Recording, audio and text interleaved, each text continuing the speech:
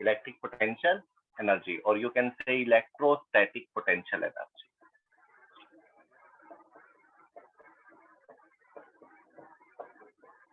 Electrostatic potential energy. Your next topic, capital you से dipole के लिए आपने निकाल ली थी, अब हम चार्ज को लेकर निकालेंगे. ठीक है, क्या होता है electrostatic potential energy? First of all you have to write its definition. थोड़ी डेफिनेशन के ऊपर फोकस करेंगे. Electrostatic potential energy of a system, EPE of a system,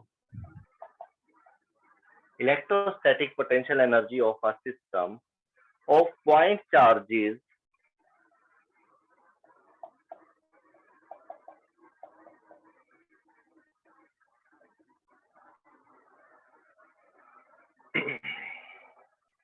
as the total amount of work done.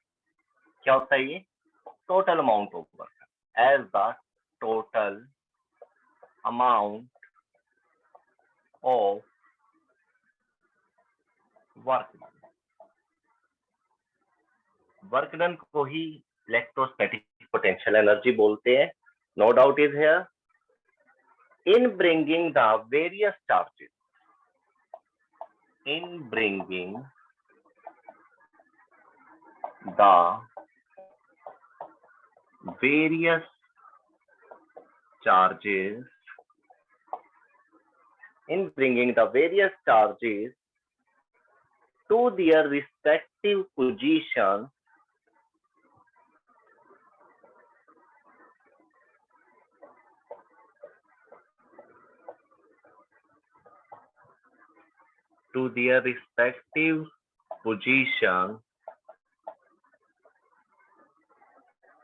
from infinitely large mutual separation, from infinitely large mutual separation. What is the meaning of that? In bringing the various charges, charge को लेकर आना है to their respective position, किसी position पर लाना है. From infinitely large mutual, बहुत ज्यादा दूर कोई सेपरेशन होती है. अब बात आ जाती है कि कैसे, क्या ये इस स्टेटमेंट में बोलना चाहता है कौन? Electrostatic potential. सबसे पहली बात, इलेक्ट्रोस्टैटिक पोटेंशियल को यू से लिखा जाता है. ये one kind of work done ही है जिसमें चार्ज को लेकर आना है इनफाइनाइट से किसी एक ऐसी पोजीशन पर जहां पर उस पर वर्क बने. ठीक है, वर्क बनता कैसे है, कैसे पता लगेगा कि वर्क डन हो गया? तो सबसे पहले हम इसका फॉर्मूला ड्राइव करते हैं. क्या करते हैं? Formula drive. फिर उसके बाद इसका रियल फील लेंगे, आप डेरिवेशन करेंगे. सबसे पहले आप इसका फार्मूला क्या हो, थोड़ा सा फिर बैक में चलेंगे कि अभी तक हमने क्या स्टडी किया है, कैसे स्टडी किया है. यू नो वेरी वेल, अगर कोई चार्ज किसी पॉइंट पर रखा हुआ है, suppose Q1 charge is here and its position is R1 distance पर ये रखा हुआ है. तो अगर ये दो चीजें आपको मिल जाती है तो आप वहां पर पोटेंशियल फाइंड आउट कर सकते हो. Then what will be the value of potential? 1/4 pi epsilon naught Q1 upon R1. yes or no? एक चार्ज चाहिए आपको और साथ में R1 डिस्टेंस पर. ये Q1 कितना पोटेंशियल डेवलप करेगा? Q1 V is equal to 1/4 pi epsilon naught Q1 upon R1. This is the electrostatic potential at another point. क्योंकि R1 पोजीशन, सपोज यहाँ पर कोई आपने दूसरा चार्ज रख दिया Q2. क्या रख दिया? Q2. अब ये Q2, suppose point charge Q1 is held at point P1 with position vector R1. Position vector क्या होते हैं? कोई ओरिजिन से ले लिया आपने, जैसे ये देखो मैंने बना दिया यहाँ पर ओरिजिन, ओरिजिन से जो इसका डिस्टेंस है वो क्या है, r1। इसको बोलते हैं पोजीशन वेक्टर। बताया था ना पहले कूलम लॉ में वेक्टर फॉर्म में। Suppose a point charge q1 is held at a point p1 with position vector r1 in space, किसी भी space. Another point charge q2 is at infinite distance. q2 कहां पर ले लिया, infinite पर, कोई दूसरा चार्ज ले लिया आप, ठीक है। उसके बाद क्या हो, this is to be brought to the position p2। इस q2 को उठाकर आप कहीं पर ले आओ, कहीं पर भी ले आओ। लाने का डिस्टेंस पाथ कुछ भी हो सकता है, ठीक है, पाथ के ऊपर डिपेंड नहीं करता, ये बात याद रखना। आप कैसे भी लेकर आओ इसको, सपोज आप यहाँ पर ले आए इस तरह, ठीक है, और यहाँ पर कौन आ गया आपका Q2, ठीक है, और Q2 की पोजीशन क्या होगी अब ओरिजिन से, R2, कितनी, R2 vector. Now this is the position vector for Q2। किसको लेकर आए हो इन्फिनिटी से, Q2 को लेकर आए हो, किसके पास लेकर आए हो, Q1 के पास लेकर आए हो। यहाँ पर यही पॉइंट समझने वाली बात है कि Q1 आप पे पहले से रखा हुआ था एक पोजीशन पर, Q2 को आप इन्फिनिटी से उठाकर लेकर आए हो, और जब आप इसको लेकर आओगे इसके आसपास, तो यहाँ पर क्या होगा, पोटेंशियल एनर्जी बन जाएगी। क्या बन जाएगी, potential energy. Now calculate work done in carrying a charge Q1 from infinity to P2. Q2 from, now by definition, what is the work done in bringing a charge Q2 from infinity to point P2? क्या work done होगा, आपको formula पता है, क्या formula होता है, potential into charge, V into क्या होता है ना, पोटेंशियल इनटू चार्ज।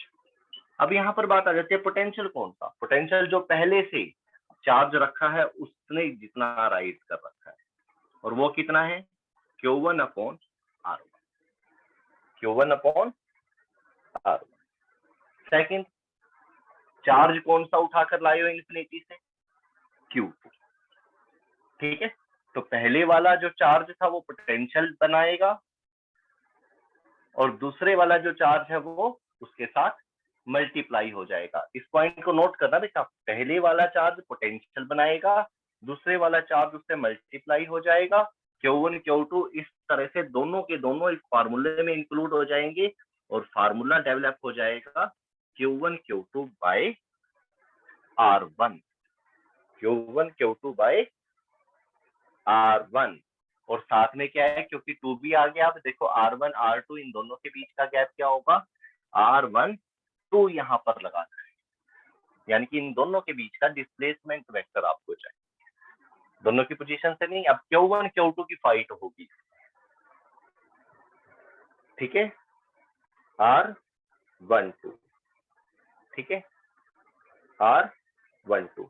यहाँ पर भी आप लगा सकते हो, जब पोटेंशियल की बात आ गई है, सिर्फ R1 डिस्टेंस लिया था हमने यहाँ का पोजीशन, लेकिन आप जैसे ही पोटेंशियल बनाओगे तो यहाँ पर क्या बन जाएगा, R12, यानी कि 1 और 2 के बीच की बात होगी। पोजीशन तो हमने जस्ट स्टार्टिंग में इनकी एक पोजीशन लेने के लिए ये ले रखा होता है, असली जो काम होता है वो क्या होता है इन दोनों के बीच में।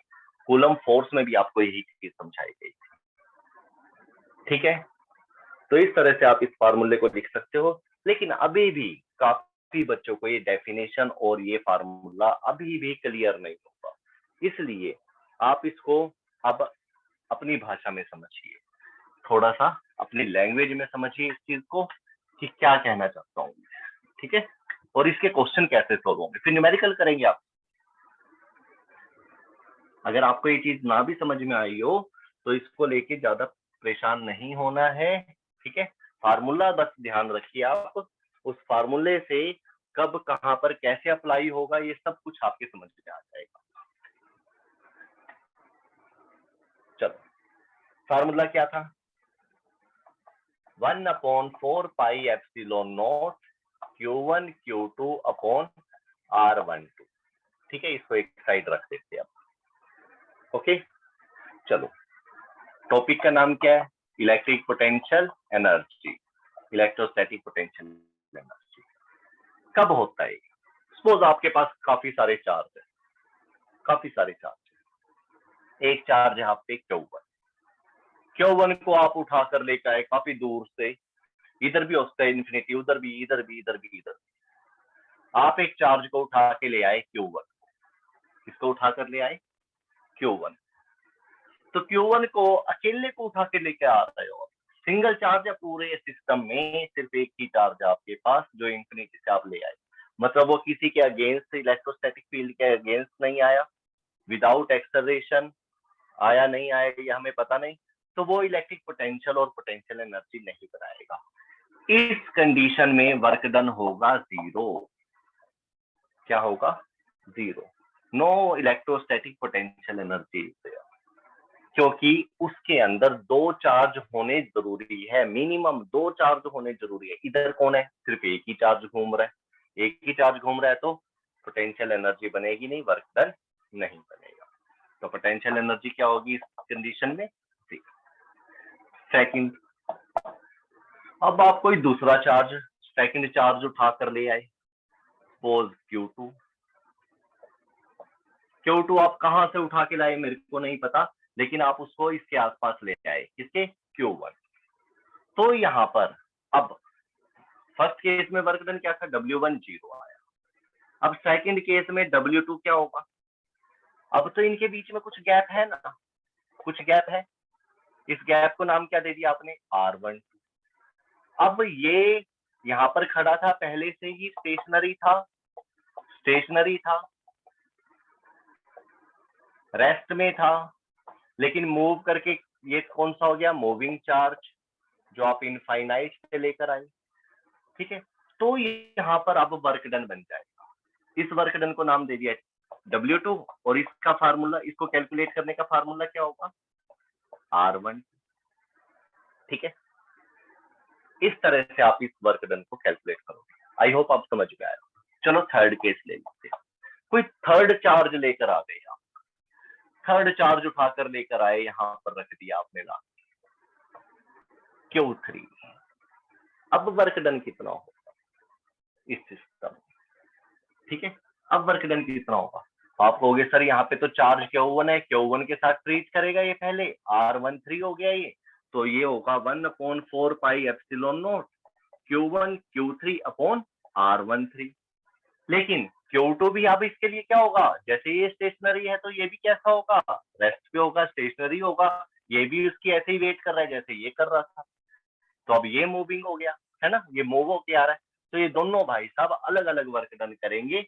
तो आपको अलग अलग ही वर्क डन लिखना पड़ेगा। In this case you have to write 1/4 pi epsilon naught Q2 Q3, और इनके बीच का गैप R23। आई होप आप समझ रहे हो। फोर्थ चार्ज को लेकर आ जाऊं तो फोर्थ चार्ज को उठाकर लेकर आया, यहाँ पर लिख दिया Q4। नाउ ये तीनों वर्क करेंगे उसके ऊपर अब। ठीक है, ये R14, this is R34 and this is R24। तो थर्ड फोर्थ केस में वर्क डन कैसे बनेगा? अब टोटल वर्क डन क्या बनेगा अब सिस्टम का? ठीक है, कर सकते हो। ये वर्क डन हो गया W3, W4 बनाइए। अब W4 के लिए K, Q1 के साथ Q4, तो Q1 Q4 upon R14 plus K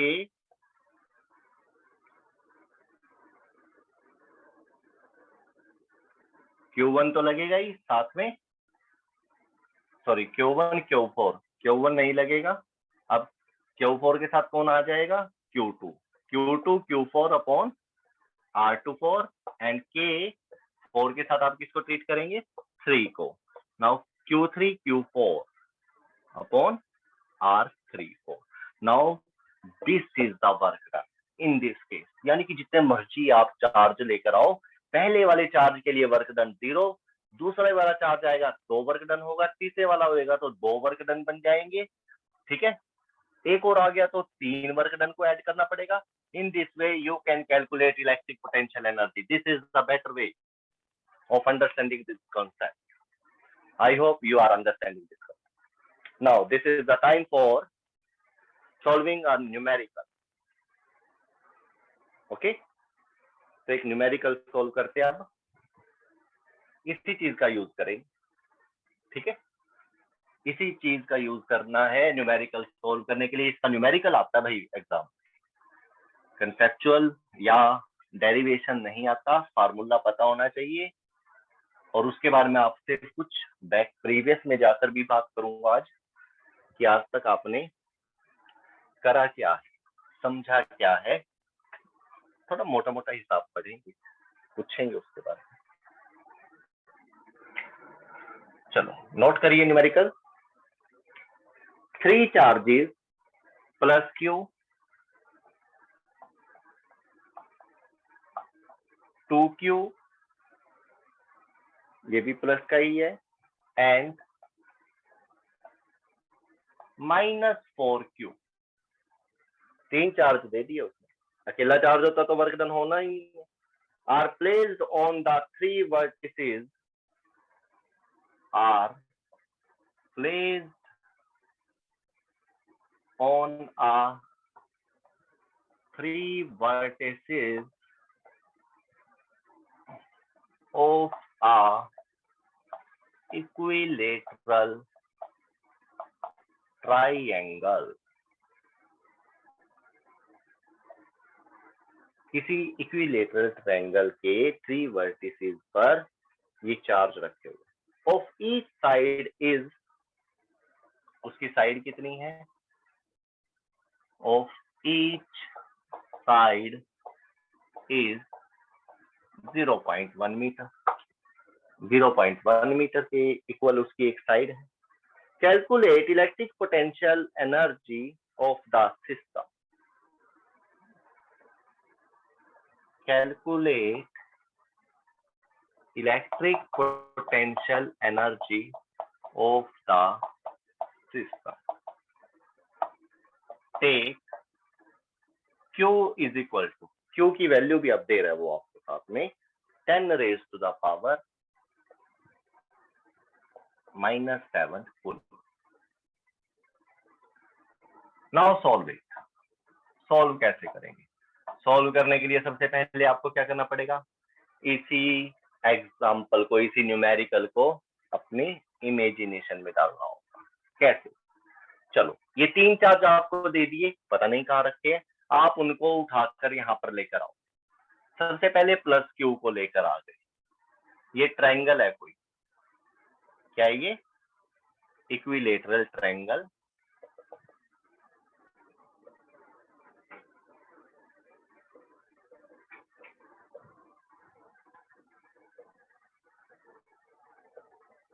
ये इक्विलेटरल ट्रायंगल है, तीनों साइड इक्वल लेनी है और 0.1 मीटर इसमें गैप है, इन सब साइड की लेंथ गिवन है। 3 vertices you have to given,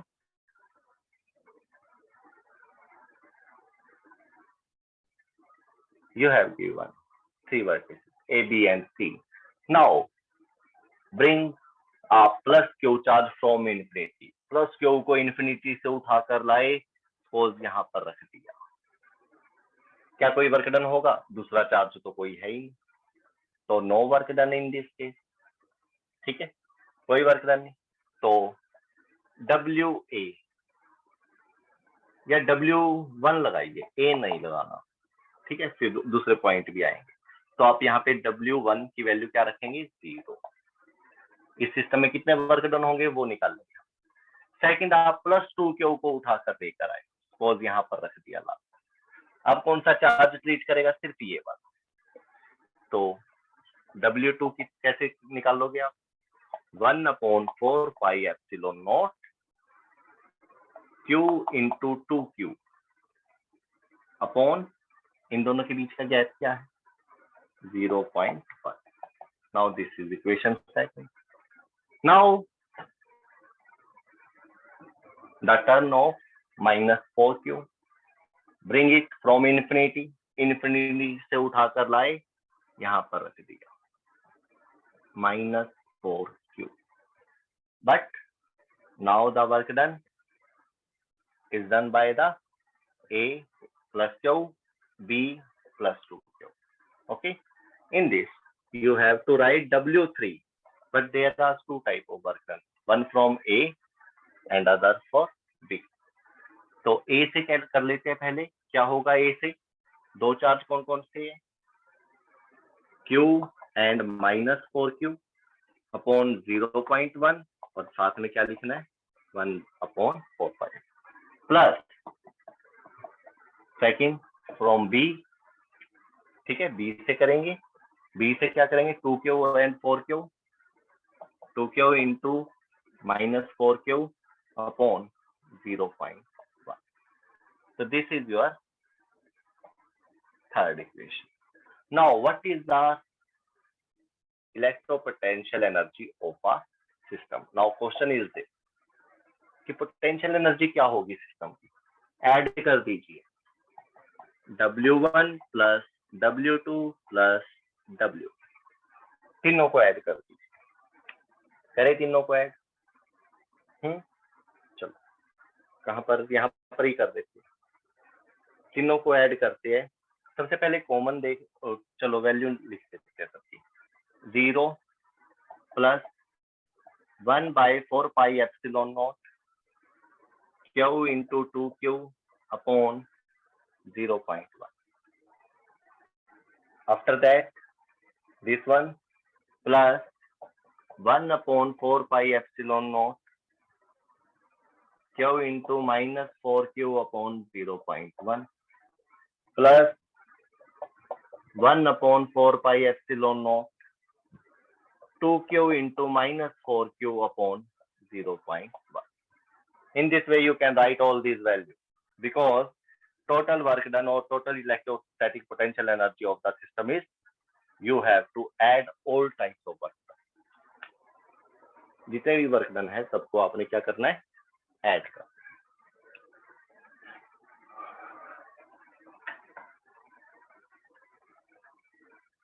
एक पीडीएफ आज भेज दी जाएगी आपको, उसको लेकर आपने नोट्स बनाने हैं, कुछ रीड करना है, कुछ चार्जेस वार्जेस के बारे में भी है स्टार्टिंग में, उसको अच्छे तरह से पढ़ना है. होल चैप्टर की ही भेज रहा हूँ अब जहां तक मैंने पढ़ा दिया. तो इन 2 दिनों में सैटरडे संडे में आपने क्या करना है, हाँ अच्छे तरीके से नोट्स प्रिपेयर करनी है. W इज इक्वल टू, कभी भी आपके यहाँ रजिस्टर मंगवाया जा सकता है भाई, ध्यान रखना, 1/4 पाई एप्सिलॉन नॉट कॉमन आ जाएगा, यस तो कॉमन आ जाएगा, साथ में 0.1 भी ले लो. अब क्या बचेगा bracket, 2Q square minus 4Q square minus 8Q square, ठीक है. Now W is equal to 1/4 pi epsilon naught की value 9 into 10 raised to the power 9 upon 0.1, इधर क्या होगा 12 minus 12 to minus 10Q square. But we have also Q value. What is the value of Q? Q की value क्या given थी, 10 raised to the power -7 coulomb. Remember, ध्यान रखना है. चलो 9 into 10 raised to the power 9, 0.1 into -10 into Q, 10 raised to the power -7, 10 raised to the power -7. Point हटाइए, 10 ऊपर चला जाएगा. सॉल्व करते हैं, 10 raised to the power +1, 10 raised to the power +1, 9, this is 11, -14, -3 is there. 9 into 10 raised to the power -3 with negative sign is there, and this is your answer, 9 into 10 raised to the power -3 joules.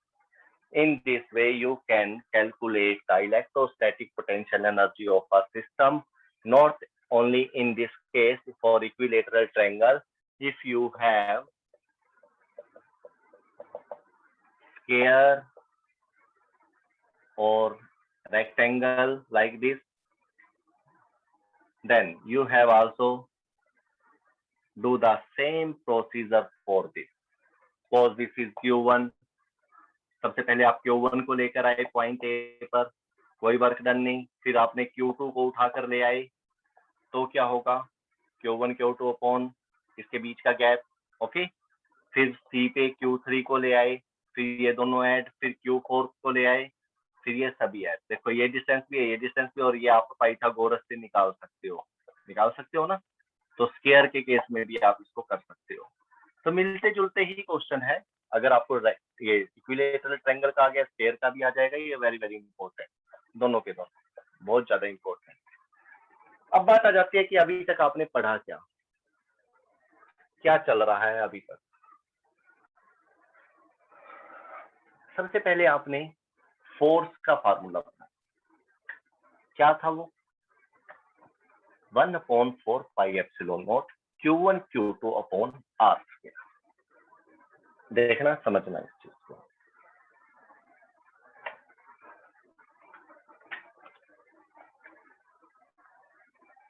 Firstly, you have studied in this session force is equal to 1/4 pi epsilon naught Q1 Q2 upon R square.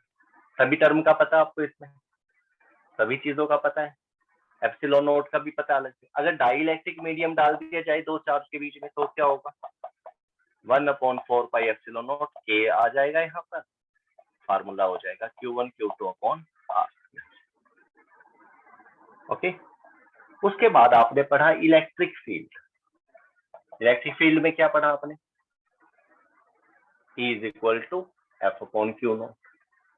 F का पता था आपको, ये है, ठीक है। आपने 1/4 pi epsilon note, लेकिन यहाँ पर Q नोट हो गया ना एक चार्ज, तो Q1 Q2 नहीं है, Q नोट और Q ले लिया आपने, तो यहाँ पर बन गई बात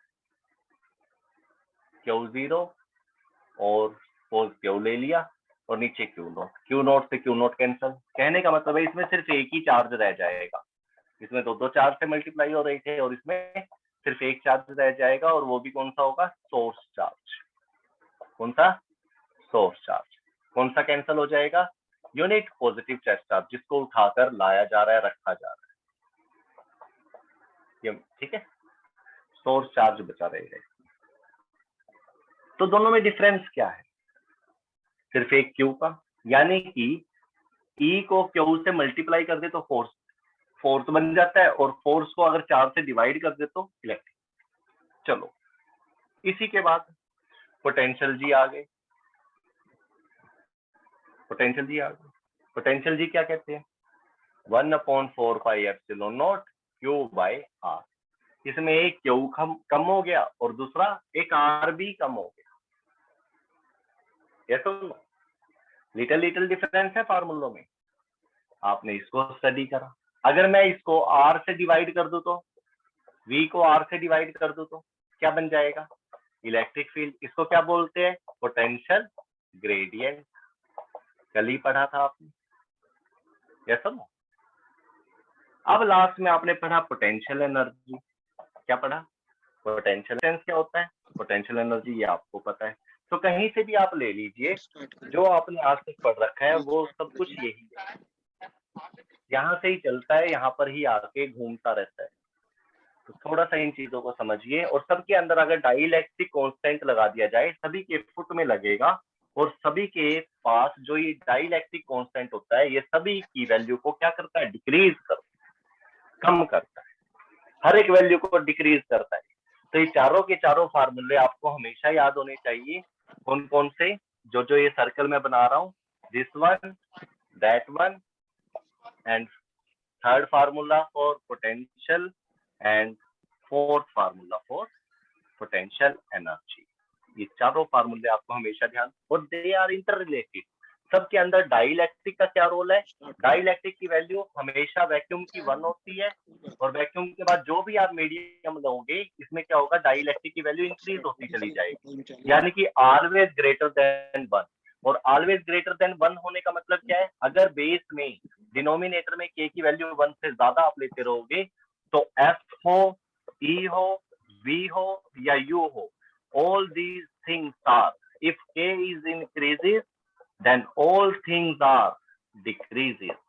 ये ध्यान रखना, ये चारों का दुश्मन है डाइलेक्ट्रिक कांस्टेंट। दो चार्ज के बीच में जहां आपने मीडियम डाला, डाइलेक्ट्रिक मीडियम डाला, वहां पर ये चारों की वैल्यू क्या हो जानी है, कम होनी शुरू हो जाएगी। ठीक है, तो थैंक यू, आज के लिए इतना ही। आई होप आप इसको समझ गए होंगे कि अभी तक आपने क्या